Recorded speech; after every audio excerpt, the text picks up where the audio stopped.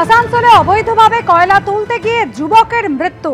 ECL এর বৈধ খনি থেকে অবৈধভাবে কয়লা তোলার সময় দুর্ঘটনা ঘটে বলে অভিযোগ। আর কিভাবে বারাবনের বাসিন্দা ওই যুবকের মৃত্যু হয়েছে খতিয়ে দেখা হবে এমনই খবর পুলিশ সূত্রে। আসানসোলে অবৈধভাবে কয়লা তুলছিলেন ওই যুবক এবং সেই অবৈধভাবে কয়লা তুলতে গিয়ে যুবকের মৃত্যুর অভিযোগ। ইসিএল এর বৈধ খনি থেকে অবৈধভাবে কয়লা তোলার সময় দুর্ঘটনা ঘটে বলে জানা যাচ্ছে। কিভাবে বারাবনীর বাসিন্দা ওই যুবকের মৃত্যু হলো তা খতিয়ে দেখা হবে। ইতিমধ্যেই তদন্ত শুরু হয়েছে।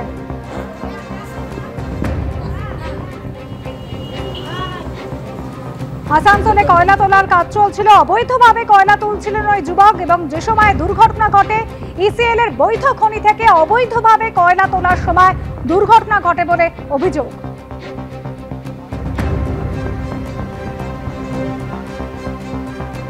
আসি পরের খবরে। মুর্শিদাবাদের বেলডাঙ্গায় একই দিনে দুই জায়গায় বিপুল পরিমাণে সকেট বোমা উদ্ধার হয়েছে বলে খবর পাওয়া যাচ্ছে। কাপাসডাঙ্গা পঞ্চায়েতের নৌপুকুরিয়া ঘোষপাড়ায় বোমা উদ্ধার, 6টি ব্যাগে ও একটি জার থেকে উদ্ধার হয়েছে বিপুল পরিমাণ বোমা। মির্জাপুর 1 নম্বর পঞ্চায়েতের নতুন পাড়াতে উদ্ধার হয়েছে 2টি জার ভর্তি বোমা। বোমা নিষ্ক্রিয় করতে খবর দেওয়া হয়েছে বম স্কোয়াডে। কি উদ্দেশ্যে বোমা রাখা হয়েছিল তার উত্তর খুঁজছে পুলিশ।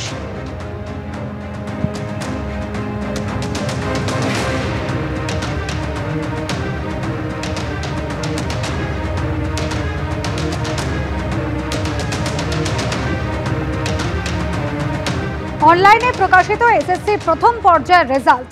একাদশ দ্বাদশের 12,514 শূন্য পদের ফল প্রকাশিত হলো। পরীক্ষার 54 দিনের মাথায় ফল প্রকাশ এসএসসি। রেজাল্ট ওয়েবসাইটে আপলোড করা হয়েছে। গতকাল রাত 9:30টার পর জানানো হয় এসএসসি তরফ থেকে। চেষ্টা করেও রেজাল্ট দেখতে পাচ্ছেন না, রাত থেকে অভিযোগ জানিয়েছেন পরীক্ষার্থীদের একাংশ। আজ সকালে ক্লিক করার দীর্ঘ সময়ের পর খুলছে ওয়েবসাইট।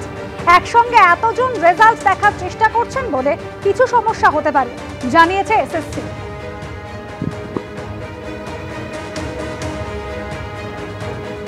আমরা স্কুল সার্ভিস কমিশনের পক্ষ থেকে জানতে পারলাম আজকে রেজাল্ট প্রকাশিত হবে, একটা নোটিশ পেলাম। কিন্তু যখনই আমরা দেখতে গেলাম যে সার্ভার ক্র্যাশ করে গেছে, কোনো সাথী এসএসসি 2016 প্যানেল বা নতুন চাকরি প্রার্থী কেউই রেজাল্ট দেখতে পাচ্ছেন না।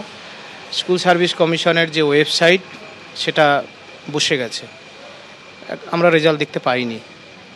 যারা পরীক্ষা দিয়েছে কারোর সঙ্গে যোগাযোগ করেছেন? অনেকের সাথে যোগাযোগ করেছি, কেউ দেখতে পাননি, এখনো পর্যন্ত কেউ দেখতে পাননি। সার্ভারে ভীষণ প্রবলেম থাকার কারণে এখনো অনেকেই এই রেজাল্ট দেখতে পায়নি। তো এসএসসির সঙ্গেও কথা হয়েছে, তা কাজ চলছে, তারা দ্রুত এই সমস্যার সমাধান করবে এবং যতক্ষণ পর্যন্ত না আমরা যারা 2016 এসএলএসসি আনটেন্টেড টিচাররা পর্যাপ্ত ডেটা কালেক্ট করতে পারছি ততক্ষণ আমরা এই বিষয়ে কোনো প্রতিক্রিয়া দিতে পারছি না। আমরা এই সার্ভার ঠিক হওয়ার পরেই আমরা জানতে পারবো যে আমরা আমাদের জায়গায় ফিরতে পারছি নাকি পারছি না। এসএসসির তরফে আরও জানানো হয়েছে যে কোনো মেধা তালিকা নয়, সংশ্লিষ্ট প্রার্থী নিজের প্রাপ্ত নম্বর জানতে পারবে। 60 নম্বরে প্রাপ্ত কত তা কমিশনের সাইটে লগ ইন করে নিজেদের রোল নাম্বার দিয়ে জানতে পারবেন পরীক্ষার্থীরা।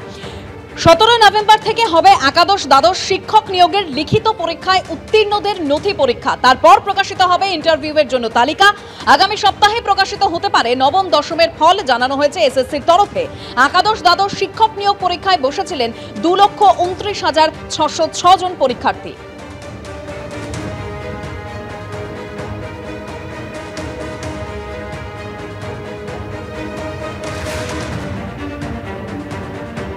সেপ্টেম্বরের 14 তারিখ হয়েছিল একাদশ এবং দ্বাদশের পরীক্ষা। তার 54 দিনের মাথায় ফল প্রকাশ।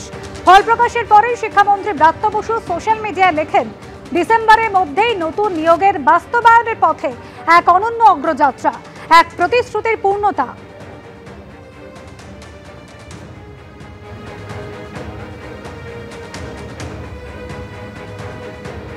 যদি সত্যি রেজাল্ট যেটাকে আমরা বলি যে you are called for interview or not, call for verification or not, কিন্তু সেই জিনিসটা এখন মোটেও হচ্ছে না। এটা যেটা হচ্ছে এটা জাস্ট খালি একটা আইওয়াজ চলছে, জাস্ট খালি তুমি 60-এ কত পেয়েছো, আরে বাবা 60-এ তো আমরা কত পেয়েছি তা আগেই জানি। তো এখন আর এটাকে নতুন করে দিয়ে আমার তো মনে হয় এটা জটিলতা বাড়ানো ছাড়া কিছু নেই। কারণ ধরুন আমি ধরলাম যে 60-এ কেউ হয়তো 50 পেয়েছে, বা 48 পেয়েছে, সে জানে আমি 48 পাবো কি 50 পাবো, কিন্তু দেখা গেল তার মার্কস কম হয়ে গেছে, 46 হয়ে গেছে, তাহলে সে কি চ্যালেঞ্জ করবে না? তাহলে যদি চ্যালেঞ্জ করে সেটা আবার জটিলতার মুখে পড়তে চলেছে, এটুকুই বলতে পারি।